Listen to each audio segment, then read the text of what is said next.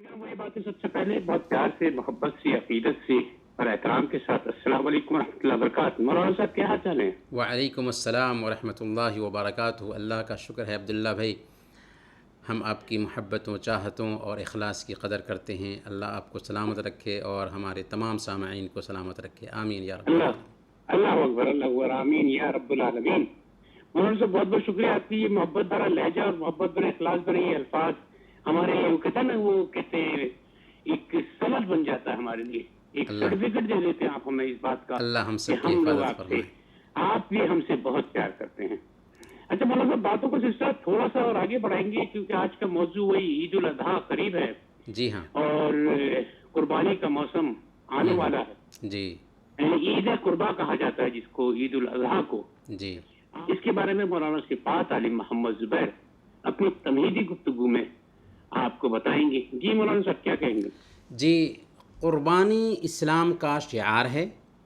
क़ुरबानी के दिनों में हम जानवर की क़ुरबानी करके उस तारीख़ी वाक़या को ताज़ा करते हैं जिस दिन हज़रत इब्राहीम अलैहिस्सलातु वस्सलाम अल्लाह ताला का हुक्म पाकर अपने बेटे हज़रत इस्माईल अलैहिस्सलातु वस्सलाम को क़ुरबान करने के लिए तैयार हो गए थे। सही याद रहे कि वो नबी थे और नबी का ख्वाब सच्चा होता है। सही बात अगर है। कोई बाप आज अपने बेटे को ज़बह करने के लिए तैयार हो जाता है तो या तो वो पागल होगा या ये शैतान का इशारा होगा।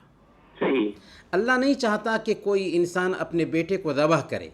इब्राहीम अलैहिस्सलातु वस्सलाम से भी अल्लाह नहीं चाहता था कि वो अपने बेटे को ज़बह करें।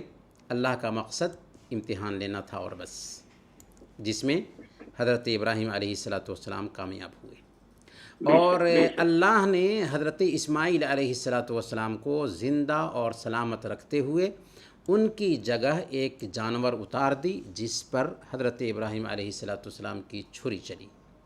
कुरान ने इसी का जिक्र करते हुए फरमाया, वफ़दैनाहु बिज़िब्हिन अज़ीम व तरकना अलैहि फ़िल आखिरीन, और हमने एक बड़ा ज़बीहा उसके फ़िदिया में दे दिया और हमने उनका ज़िक्र पिछलों में बाकी रखा। सुभान अल्लाह। गोया कि इसी क़ुरबानी के तारीख़ी वाक़या को ताज़ा रखते हुए अल्लाह के नबी सल्लल्लाहु अलैहि वसल्लम ने मुसलमानों को हर साल जानवर की शक्ल में क़ुरबानी करने की ताकीद की। क़ुरबानी में हम जानवर ज़बह करते हैं लेकिन रूह वही होती है जो हज़रत इब्राहीम अलैहिस्सलातु वस्सलाम की थी। इसलिए जानवर ज़बह करते हुए हमारे दिल में ये जज्बा कार फरमा होना ही चाहिए कि आज हम ज़ाहिरी तौर पर एक जानवर की क़ुरबानी दे रहे हैं लेकिन हकीकत में हम अल्लाह के रास्ते में झूठी इज़्ज़त, जानो माल, अहलो अयाल, मुल्क और कौम सब कुछ क़ुरबान कर सकते हैं। सुभान अल्लाह, सुभान अल्लाह। वरना अल्लाह ताला को हमारी इस क़ुरबानी का गोश्त या उसका खून मतलूब नहीं है। अल्लाह ने ख़ुद फरमाया, लन यनालल्लाह लुहूमुहा वला दिमाउहा वलाकिन यनालुहु तक़वा मिनकुम, कि अल्लाह ताला को तुम्हारी क़ुरबानी का गोश्त नहीं पहुँचता और न ही उसका खून पहुँचता है, बल्कि उसे तो तुम्हारे दिलों का तक़वा पहुँचता है। गोया कि क़ुरबानी ये इंसानी फ़ितरत में दाखिल है और सबसे पहले आदम अलैहिस्सलातु वस्सलाम के दोनों बेटों हाबिल और काबिल ने क़ुरबानी पेश की थी और ये ऐसी माली इबादत है जिसका वजूद हर कौम में रहा है। अल्लाह ताला ने बाज़ाब्ता इसका ज़िक्र अपनी किताब में भी किया है, वलिकुल्लि उम्मतिन जअलना मनसकन लियज़्कुरुस्मल्लाहि अला मा रज़क़हुम मिन बहीमतिल अनाम, कि हमने हर उम्मत में क़ुरबानी का एक कायदा मुक़र्रर कर रखा है ताकि उस उम्मत के लोग जानवरों पर अल्लाह का नाम लें जो अल्लाह ने उनको बख्शा है। अजीब बात यह है कि आज भी जो धर्म इस धरती पर पाए जाते हैं उनमें क़ुरबानी का तस्वुर पाया जाता है। ये अलग बात है कि उनके यहाँ क़ुरबानी गैरुल्लाह के नाम पर होती है। बहरकैफ़ क़ुरबानी निहायत ही अज़ीमुश्शान इबादत है और क़ुरबानी का माशी पहलू भी निहायत माक़ूल है।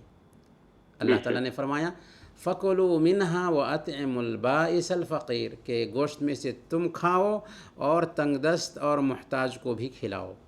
اس طرح قربانی کی وجہ سے ان غریبوں کو بھی اچھا خاصا گوشت مل جاتا ہے جن کو سال بھر گوشت کھانا نصیب نہیں ہوتا۔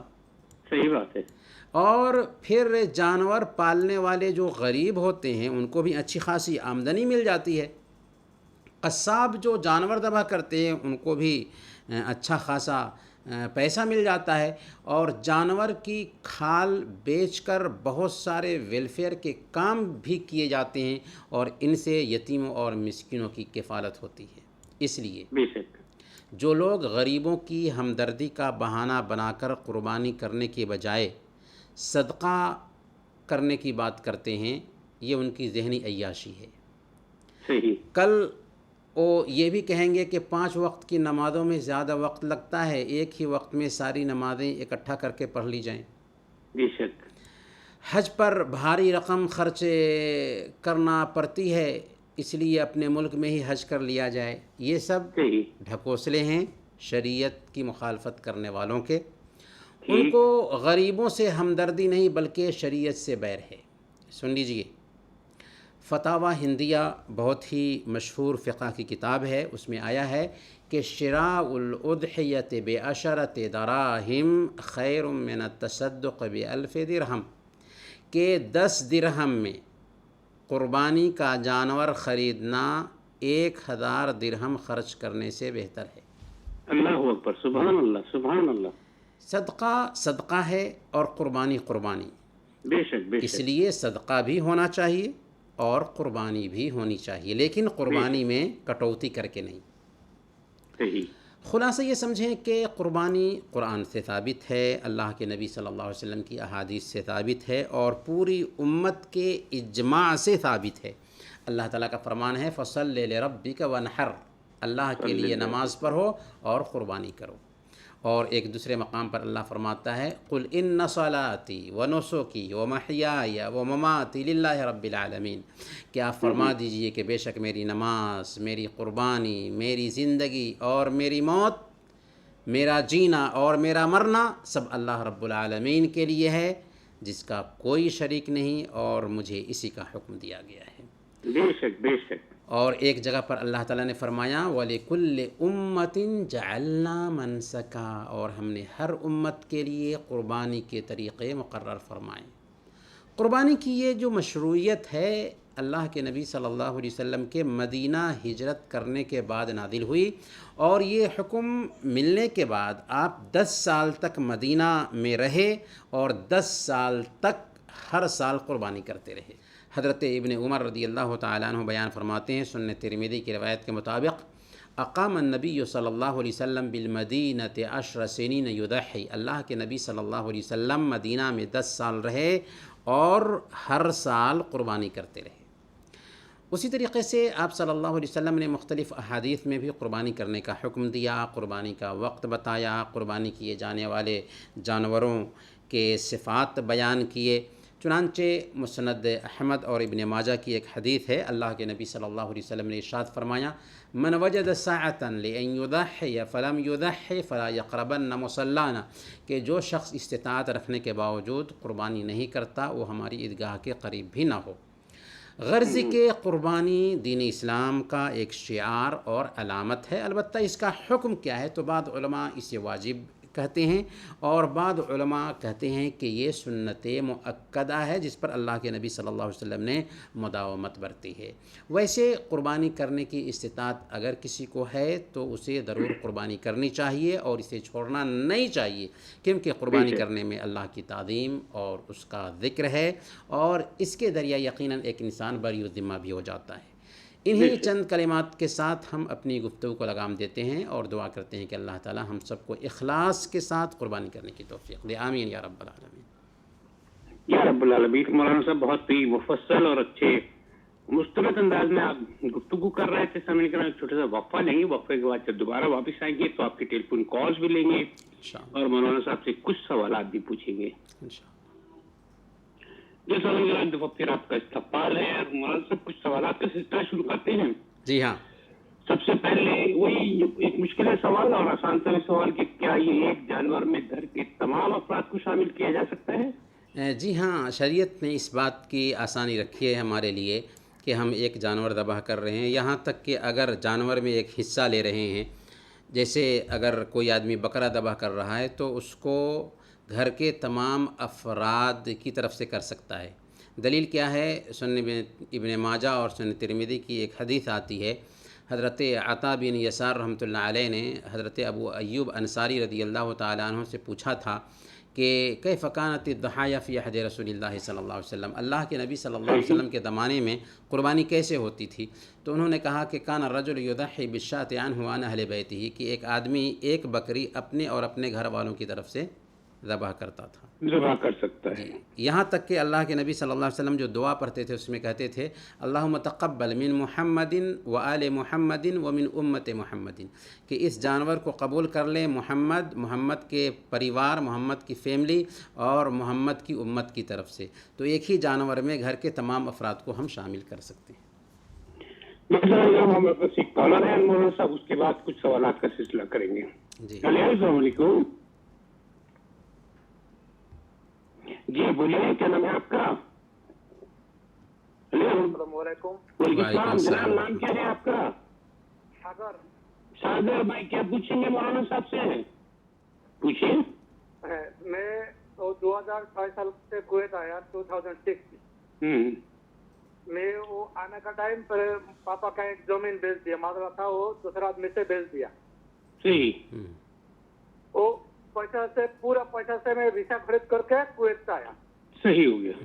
ابھی اتنا تک جتنا پیسہ آیا میں پورا بابا ماما کا پاس دیا، میرے پاس ایک اکاؤنٹ بھی نہیں ہے، ایک پیسہ بھی نہیں ہے۔ صحیح۔ ابھی بابا ماما دونوں گھسر گیا، میں کویت پہ میں اس کے ساتھ نہیں ملا، اس کا دفن بھی میرے نصیب سے نہیں ملا۔ ابھی وہ میرے بھائی بہن بولتا ہے تمہارا وہ زمین کا بھی بہت مہنگا ہوگا، ابھی وہ ٹائم سستا تھا، ابھی بولتا ہے وہ زمین کا جتنا پیسہ ہم لوگ کا آئے گا وہ پیسہ تم دے دو۔ میں بولا میرے تو اکاؤنٹ نہیں ہے، وہ پیسہ میں بابا ماما کو پاس دیا، تم لوگ کو میں کیوں دے گا؟ صحیح بات ہے۔ ابھی دوسرا آدمی بولتا ہے وہ اسلام کا قانون ہے وہ دینا پڑے گا، نہیں تو تمہارا چلے گا۔ نہیں، سمجھ میں آ گیا، سمجھ میں آ گیا۔ اسلام کا قانون ہے تو میں وہ بھائی لوگ کو دے گا، میرے پریشانی آئے گا، کوئی مشکل نہیں۔ اچھا آپ ساگر بھائی ریڈیو سنیے گا، ابھی مولانا صاحب آپ کو اس کا جواب دیں گے، ٹھیک ہے؟ اوکے مولانا صاحب آپ کو سوال سمجھ میں آ گیا؟ سوال بہت آسان سا ہے۔ انہوں نے والدین سے ایک زمین لی اور اس زمین کی قیمت انہوں نے والدین کو ادا بھی کر دی، یعنی ایک طرح سے خریدی انہوں نے، مگر ان کے انتقال کے بعد وہ جو باقی بہن بھائی ہیں وہ کہہ رہے ہیں کہ اس میں ہمیں بھی حصہ دو۔ جی اصل میں دیکھیں، مشترکہ طرز رہائش جو بر صغیر پاک و ہند میں عام ہے، اس کے جو نقصانات ہیں ان نقصانات میں سے ایک نقصان یہ بھی ہے کہ بڑا بیٹا ہوتا ہے، وہ کماتا ہے اور اپنی ساری کمائی اپنے والد کو دیتا جاتا ہے۔ اس کے چھوٹے بھائی ہوتے ہیں، ان کی تعلیم کی کفالت بھی ہوتی ہے، بہنوں کی شادیاں بھی ہوتی ہیں، اور کچھ بھائی ایسے ہی گھر میں بیٹھ کر کے کھا رہے ہوتے ہیں، لیکن بڑا بھائی جو ہے نا کمایا اور اپنی ساری کمائی گھر میں اپنے والد کو دیتا گیا۔ والد نے اس سے جائیداد بھی خریدی، لیکن اب یہ جب گھر جاتا ہے تو اس جائیداد کے حقدار اس کے سارے بھائی بن جاتے ہیں۔ صحیح بات ہے۔ یہ مشترکہ طرز رہائش کے نقصانات میں سے ایک نقصان ہے۔ شریعت اس کی تائید نہیں کرتی۔ ہماری شریعت کیا کہتی ہے؟ ہماری شریعت یہ کہتی ہے کہ آپ جو کچھ کما رہے ہیں کمائی آپ کی ہے، البتہ ماں باپ کی کفالت ہونی چاہیے۔ اسی طریقے سے بھائیوں اور بہنوں کی بھی کفالت، اگر آپ بڑے بھائی ہیں تو آپ ہی کی ذمہ داری ہے، لیکن آپ کی یہ ذمہ داری نہیں بنتی ہے کہ آپ جو کچھ بھی کماتے ہیں سب کے سب اپنے والد کو دے دیں اور وہی زمین جائیداد تیار کریں، یہاں تک کہ اگر اللہ نہ چاہے آپ کی موت ہو گئی تو بعد میں آپ کو کچھ بھی نہیں ملے گا۔ تو یہ جو طریقہ اختیار کیا جاتا ہے غلط طریقہ ہے، جس کا شاخسانہ ہمیں بھائی کے سوال میں دیکھنے کو مل رہا ہے۔ برکیف ہم یہ عرض کریں گے کہ اگر آپ نے اپنے والد صاحب کو پیسے دے کر کے زمین خریدے تھے تو آپ کی کمائی کے وہ پیسے تھے اور اس زمین کے آپ ہی حقدار ہیں، آپ کے بھائی اس کے حقدار نہیں، لیکن سماجی روایت کی بنیاد پر آپ نے ہو سکتا ہے رجسٹری نہیں کرائی ہو یا جو بھی مسائل ہوں، تو اب اگر قانونی کارروائی اس نہیں کی تھی صحیح طریقے سے اور اس پہ آپ کے بھائی دعویٰ کر رہے ہیں تو آپ کچھ بھی نہیں کر سکتے. لیکن شرعی ناحیہ سے اگر آپ نے اپنے والد صاحب سے زمین خریدی تھی تو وہ زمین آپ کی ہے، اس میں آپ کے بھائیوں کا حق نہیں. بہت اچھا ہو گیا مولانا صاحب. وہ شرعی طور پہ پوچھ رہے تھے صرف وہ جی ہاں. کہتے کہ اگر شرعی طور پہ مولانا صاحب یہ کہیں گے کہ مجھے اپنے بھائیوں کو دینا چاہیے تو میں دے دوں گا، ورنہ اگر نہیں کہیں گے تو نہیں دوں گا. صحیح نہیں ہے، وہ شرعی کی بات کر رہے تھے اسلامی روح سے. اگر وہ احسان کرنا چاہیں اپنے بھائیوں پر تو الگ بات ہے، ورنہ انہوں نے اپنے پیسے سے زمین خریدی ہے تو اس زمین کے وہی حقدار ہیں، پیسے ان کے لگے ہیں، بھائیوں کے نہیں لگے. جی اچھا مولانا صاحب، سوالات کا سلسلہ شروع کرتے ہیں. اور ایک بڑا آسان سا سوال ہے کہ قربانی کے گوشت کی تقسیم کیسے کی جائے، اور خاص طور پہ کویت میں بھی اور جتنے بھی خلیجی ممالک میں، جہاں تک بھی ہماری آواز پہنچ رہی ہے فیس بک کے ذریعے جو لوگ دیکھ رہے ہیں ان کو بھی یہ سمجھنا بہت ضروری ہوتا ہے کہ قربانی کے گوشت کی کچھ جگہوں پہ میں نے دیکھا ہے قربانی کے گوشت کی وہ ایک دعوت کر دیتے ہیں، اس میں غیر مسلم سب شریک ہوتے ہیں، اور خاص طور پہ گوشت بھی کچھ غیر مسلموں کو کیا دیا جا سکتا ہے؟ ہاں دیکھیں، قربانی کے گوشت کی تقسیم کے لیے شریعت نے کوئی حد مقرر نہیں کی ہے کہ ایسے آپ کو کرنا ہے. البتہ قربانی کے گوشت کے استعمال کے لیے بہتر طریقہ یہ ہو سکتا ہے کہ اس کو 3 حصہ میں ہم بانٹ دیں. ایک حصہ قربانی کرنے والے خود کھائیں، ایک حصہ فقراء و مساکین میں تقسیم کر دیں، اور ایک حصہ دوست و احباب میں تحفہ کے طور پر بھیج دیں. لیکن اگر ایسا کرتے ہیں کہ گوشت میں کمی محسوس ہو رہی ہے اور دعوت کے طور پر گوشت بنا کر کے اپنے دوستوں کو بلا کر کے کھلا دیا تو اس میں بھی کوئی حرج کی بات نہیں. برکیف اگر گھر کے افراد زیادہ ہوں تو گوشت کا زیادہ حصہ اپنے گھر میں بھی رکھا جا سکتا ہے، ایسی کوئی پابندی نہیں ہے. رہی بات غیر مسلموں کو گوشت دینے کی، تو اس بات کی گنجائش ہے. ہمارا دین جو ہے نا ایک آفاقی دین ہے اور مسلم اور غیر مسلم کی تمیز نہیں کرتا انسانی معاملے میں. عام معاملات میں مسلم اور غیر مسلم سب برابر ہوتے ہیں. اس لیے اگر آپ کو جان پہچان ہے کسی بھی غیر مسلم سے تو قربانی کا گوشت ان کو بھی آپ دے سکتے ہیں. اللہ نے خود فرمایا فَكُلُوا مِنْهَا وَأَطْعِمُوا الْقَانِعَ وَالْمُعْتَرَ، کہ قربانی کے گوشت سے خود کھاؤ اور نہ مانگنے والوں اور مانگنے والوں سب کو کھلاؤ. تو یہ حکم عام ہے، اس میں مسلم اور غیر مسلم سب شامل ہو جاتے ہیں. صحیح ہو گیا. اچھا مولانا صاحب، اسی میں ایک سوال اور بھی ہے، کیا فطرہ اور زکوٰۃ بھی دیا جا سکتا ہے غیر مسلموں کو؟ جی ہاں، اس بات کی گنجائش ہے کہ اگر کسی غیر مسلم کا دل اسلام کے لیے جیتنا ہے، اس کی دلجوئی کرنی ہے تو، اور وہ محتاج ہے، کمزور ہے، مالی اعتبار سے اس کی حالت ٹھیک نہیں ہے، تو ایسے آدمی کو زکوٰۃ کے پیسے دیے جا سکتے ہیں. البتہ فطرہ جو ہوتا ہے نا، فطرہ کا ایک خاص مصرف یہ ہے کہ جو لوگ عید کی خوشی میں مالی کمزوری کی وجہ سے شریک نہیں ہو رہے تھے، ان کے لیے یہ مختصر یعنی اناج نکالا جاتا ہے، اس لیے مسلمانوں کو ہی یہ فطرہ دیا جائے گا. البتہ زکوٰۃ کی رقم سے غیر مسلموں کی بھی مدد کی جا سکتی ہے اگر وہ واقعی مستحق ہوں تو. اچھا مولانا صاحب، ایک سوال اور بھی ہے کہ کیا یہ بات صحیح ہے کہ قربانی کے جانور کو موٹا تازہ ہونا چاہیے کیونکہ پل صراط پر ہماری سواری بننے والا، ایسا ہے کچھ؟ ہاں، قربانی کے جانور کو موٹا کرنے کی کوشش کرنی چاہیے، بلکہ صحابہ کرام اپنے جانوروں کو موٹا کرنے کی کوشش کرتے تھے، زیادہ کھلاتے پلاتے تھے اور موٹا کرتے تھے. حدیث میں آتا ہے کہ کنّا نسمّل الاضحیۃ بالمدینہ، کہ مدینہ میں ہم لوگ اپنے جانوروں کو پال کر کے خوب موٹا تازہ کرتے تھے. لیکن یہ جو بات کہی جاتی ہے کہ قربانی کے جانور کو موٹا تازہ کرو کیونکہ پل صراط پر تمہاری سواری ہوگی، تو اس کی کوئی اصلیت نہیں ہے. اور اس سلسلے میں جو روایت بیان کی جاتی ہے وہ سخت ضعیف روایت ہے، یعنی اس کی کوئی اصلیت نہیں کہ قربانی کا جانور پل صراط پر سواری بنے گا. لیکن اتنا ضرور ہے کہ قربانی کے جانور کو موٹا تازہ کرنے کی کوشش کرنی چاہیے. یعنی پل صراط پہ خود ہی گزرنا ہے، اس کا مطلب یہ ہو گیا باٹم لائن ہے. پل صراط سے گزرنا ہے ہم کو، لیکن اس قربانی کے جانور پہ سوار ہو کر نہیں. ہاں صحیح ہو گیا. جی. اچھا مولانا صاحب، ایک سوال اور ہے. عرفہ کا روزہ تو بہت ہی اہمیت کا حامل ہوتا ہے اور مسلمانوں میں تو خیر بہت ہی وہ ہے یہ. جی. تو عرفہ کے روزے کی یاد دہانی کر دیں تو بہت بہتر ہوگا. جی ہاں، عرفہ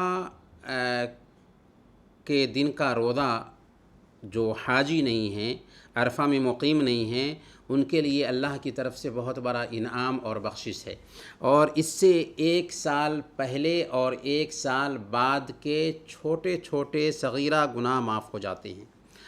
صحیح مسلم کی روایت ہے، حضرت ابو قتادہ رضی اللہ تعالیٰ عنہ بیان فرماتے ہیں کہ اللہ کے رسول صلی اللہ علیہ وسلم نے ارشاد فرمایا، صیام یوم عرفہ انی احتسب علی اللہ ان یکفر السنہ التی قبلہ والسنہ التی بعدہ، کہ مجھے اللہ تعالیٰ سے امید ہے کہ عرفہ کے دن کا روزہ پچھلے 1 سال اور آئندہ 1 سال کے گناہوں کا کفارہ بن جائے گا۔ گویا کہ اللہ نے گناہوں کی معافی کے لیے سنہرا موقع دیا ہے، سنہری فرصت دی ہے۔ پتہ نہیں کہ آئندہ سال ہمیں یہ روزہ نصیب ہو پاتا ہے یا نہیں ہو پاتا ہے، اس لیے اگر ہم یہ روزہ رکھتے ہیں تو اس کا مطلب یہ ہے کہ ہمارے پچھلے 1 سال اور آنے والے 1 سال کے گناہ بخش دیے گئے ہیں۔ اس لیے اس کا ہمارے تمام سامعین بھائیوں اور بہنوں کو اہتمام کرنا ہے عرفہ کے روزہ کا۔ ماشاءاللہ، سبحان اللہ۔ کہ اگر روم پارٹنر مل کر رقم جمع کریں اور دمبا خرید کر قربانی کریں تو کیا جائز ہے؟ کیونکہ بہت سارے لوگ ہوتے ہیں آپس میں مل جل کر جو ہے نا اور کر لیتے ایک اپنا یہ قربانی سوال کر لیتے ہیں، تو اس کا یہ کیا ہے؟ سوال دمبا بہت خرید کر پوچھا قربانی جاتا کر ہے، سکتے ہیں؟ یہ سوال بہت پوچھا جاتا ہے، اور شریعت کی روح کو نہ سمجھنے کی وجہ سے ایسا ہمارے بھائی لوگ کرتے ہیں، لیکن ایسا کرنا جائز نہیں ہے کہ سارے روم پارٹنر مل کر کے پیسے جمع کریں اور اس سے ایک جانور خرید کر کے قربانی کریں۔ گوشت کھانے کے لیے ایسا کر سکتے ہیں، لیکن اس طریقے سے قربانی نہیں ہوگی۔ ہاں، اس بات کی گنجائش ضرور پائی جاتی ہے کہ آپ گائے خریدیں یا اونٹ خریدیں اور ساتھ حصہ میں شریک ہو جائیں، لیکن ایک ہی بکرا خریدیں اور اس کے لیے 4 آدمی مل جائیں یا 2 آدمی ہی کیوں نہ مل جائیں اور رقم جمع کر کے خریدیں اور قربانی کریں تو ایسا نہیں چلتا۔ یاد رکھیں، اس بات کو دھیان میں رکھیں کہ رقم میں شرکت جائز نہیں، لیکن ثواب میں شرکت جائز ہے۔ صحیح ہو گیا، معلوم لیتے ہیں۔ ہری السلام علیکم۔ ہیلو جی، نام کیا ہے آپ کا؟ جی محمد غوث ہے۔ محمد رؤف، محمد غوث غوث بھائی۔ جی غوث بھائی، مولانا صاحب سے کیا پوچھیں گے؟ جی مولانا صاحب سے پوچھنا ہے، ہم کویت میں رہتے ہیں اور ہندوستان میں جو ہے ہماری نام پہ قربانی ہوتی ہے۔ صحیح، ٹھیک ہے جی، مگر ہم کو قربانی کے دنوں میں یہاں پہ بھی کچھ پیسہ آ گیا، ہمارے پاس 400 دینار یا 300 دینار 5 دینار کچھ پیسے آ گئے، تو کیا ہم کو جو ہندوستان میں وہ قربانی دی وہ کافی ہو جاتا ہے، پھر یہاں بھی ہم کو دینا پڑتا ہے؟ بڑا اچھا سوال کیا غوث بھائی آپ نے، اس کا جواب ابھی مولانا صاحب سے لیتے ہیں۔ بہت اچھا سوال ہے، اور خاص طور پہ خلیجی ممالک میں پردیسیوں کا بڑا اچھا سوال ہے یہ۔ بہت شکریہ، بہت شکریہ فون کرنے کا۔ جی مولانا صاحب، بہت اچھا سا سوال ہے یہ کہ وہی ہم نے ایک حصہ تو اپنے ملک میں کرا دیا ہے، مگر ہمارے پاس تھوڑے سے پیسے زیادہ بڑھے ہوئے ہیں، تو کیا ہم کویت میں بھی اپنے اہل خانہ کے ساتھ ایک قربانی کر سکتے ہیں؟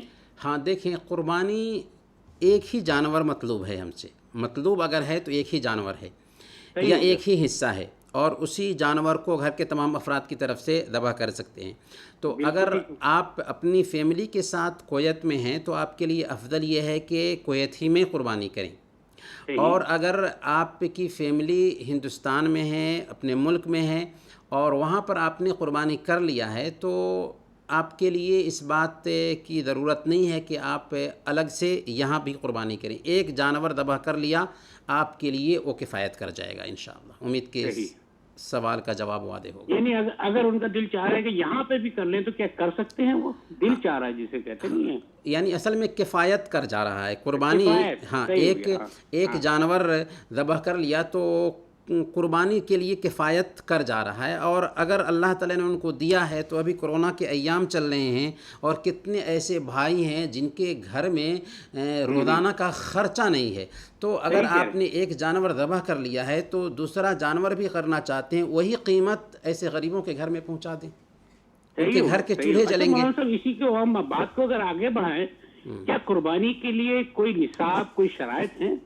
ہاں، قربانی کے لیے نصاب کی شرط نہیں ہے، البتہ اگر کسی کی استطاعت ہے، کسی کے پاس قربانی کرنے کی استطاعت پائی جاتی ہے، اتنی رقم ہے کہ وہ جانور ذبح کر لے، تو اسے ضرور جانور خرید کر کے قربانی کرنی چاہیے، کیونکہ اللہ کے نبی صلی اللہ علیہ وسلم کی ابھی حدیث گزری کہ من وجد سعۃ لن یضحی فلم یضحی فلا یقربن مصلانا، کہ جو آدمی قربانی کرنے کی طاقت رکھتا ہے پھر بھی قربانی نہیں کرتا وہ ہماری عیدگاہ کے قریب بھی نہ ہو۔ تو یہ سخت وعید ہے ایسے لوگوں کے لیے جو قربانی کرنے کی استطاعت رکھتے ہیں لیکن پھر بھی قربانی نہیں کرتے۔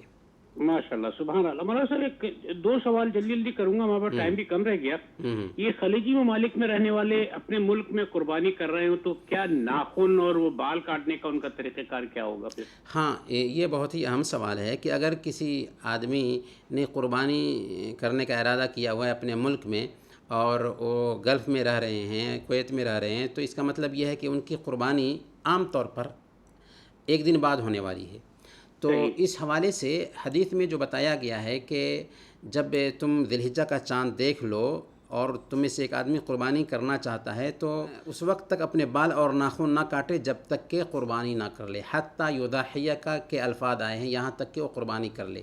اس کا مفاد یہ ہے کہ قربانی کرنے والا قربانی کرنے سے پہلے اپنے بال اور ناخن نہیں کاٹ سکتا، اگرچہ اس نے عید الاضحیٰ کی نماز پڑھ لی ہو۔ گویا اس سے پتہ یہ چلتا ہے کہ اعتبار قربانی کی جگہ کا ہوگا، نہ کہ اس جگہ کا جہاں قربانی کرنے والا موجود ہے۔ لیکن بعض اہل علم نے کہا ہے کہ اعتبار اس جگہ کا ہوگا جہاں پر قربانی کرنے والا موجود ہے۔ تو اگر کسی نے عید کی نماز پڑھ لی ہے تو اس کے لیے اپنے بال اور ناخن کاٹنا جائز ہے۔ البتہ افضل اور احتیاط کا طریقہ یہی ہے کہ آدمی انتظار کر لے یہاں تک کہ قربانی ہو جائے، اس کے بعد اپنے بال اور ناخن کاٹے۔ ہاں، جواز کا پہلو بہرحال پایا جاتا ہے کہ اگر کسی نے عید کی نماز پڑھ لی ہے تو اپنے بال اور ناخن کاٹ لے، لیکن احتیاط یہی ہے کہ انتظار کر لے یہاں تک کہ قربانی ہو جائے۔ صحیح ہو گیا مولانا صاحب۔ آخری سوال، ہمارے پاس وقت بالکل کم رہ گیا، کہ کیا اللہ کے رسول صلی اللہ علیہ وآلہ وسلم کی طرف سے قربانی کی جا سکتی ہے؟ اللہ کے نبی صلی اللہ علیہ وسلم کی طرف سے قربانی کرنا ثابت نہیں ہے۔ رہی بات سنن ترمذی کی وہ حدیث جس میں آیا ہے کہ حضرت علی رضی اللہ تعالیٰ عنہ 2 میڈا ذبح کرتے تھے، ایک اللہ کے رسول صلی اللہ علیہ وسلم کی طرف سے اور ایک اپنی طرف سے، تو اس روایت کو محدثین نے ضعیف قرار دیا ہے۔ اور عبادت کے بارے میں شرعی قاعدہ یہی ہے کہ جو ثابت ہے وہی کیا جائے، جو ثابت نہیں ہے وہ کرنا صحیح نہیں ہوتا۔ اور اللہ کے نبی صلی اللہ علیہ وسلم کو ہماری قربانی کی ضرورت بھی نہیں ہے، ان کے اگلے پچھلے سارے گناہ معاف ہو چکے ہیں۔ اللہ اکبر۔ ہاں، انہوں نے ہمیں اپنے اوپر درود بھیجنے کی ترغیب دی ہے، تو ہم اللہ کے نبی صلی اللہ علیہ وسلم پر زیادہ سے زیادہ درود بھیجا کریں اور آپ کی شریعت کے مطابق زندگی گزارنے کی کوشش کریں۔ یہی سب سے بڑھ کر اللہ کے نبی صلی اللہ علیہ وسلم کا ہم پر حق ہے۔ اور ویسے بھی ہر نیکی میں اللہ کے نبی صلی اللہ علیہ وسلم بھی ہمارے شریک ہوتے ہیں۔ ہم جو بھی نیکی کرتے ہیں اس میں اللہ کے نبی صلی اللہ علیہ وسلم بھی شریک ہوتے ہیں، کیونکہ اللہ کے نبی صلی اللہ علیہ وسلم کا فرمان ہے صحیح مسلم کی روایت کے مطابق من دل علی خیر فلہ مثل اجر فاعلہ، جو آدمی کسی بھلائی کی طرف رہنمائی کرتا ہے اسے کرنے والے کے جیسے ثواب ملتا ہے۔ تو اللہ کے نبی صلی اللہ علیہ وسلم نے ہم کو خیر کی رہنمائی کی تھی، ہم جو بھی نیکی کریں گے اللہ کے نبی صلی اللہ علیہ وسلم کو اس کا ثواب مل ہی جائے گا۔ سبحان اللہ۔ آخری میں ایک 10 سیکنڈ مولانا صاحب دعائیہ کلمات۔ اللہ تعالیٰ سے دعا کرتے ہیں کہ الہ العالمین تو ہم سب کے مسائل حل فرما دے، ہمارے آل و اولاد کی حفاظ فرما، ہم سب کو زندہ رکھنا تو ایمان پر زندہ رکھنا، وفات دینا تو ایمان پر وفات دینا، آمین یا رب العالمین۔ یا رب العالمین۔ بہت بہت شکریہ مولانا صفات علی محمد زبیر ہمارے ساتھ موجود تھے۔ اگلے جمعے کو پھر حاضر ہوں گے، اس وقت تک کے لیے اجازت دیجیے، اللہ حافظ۔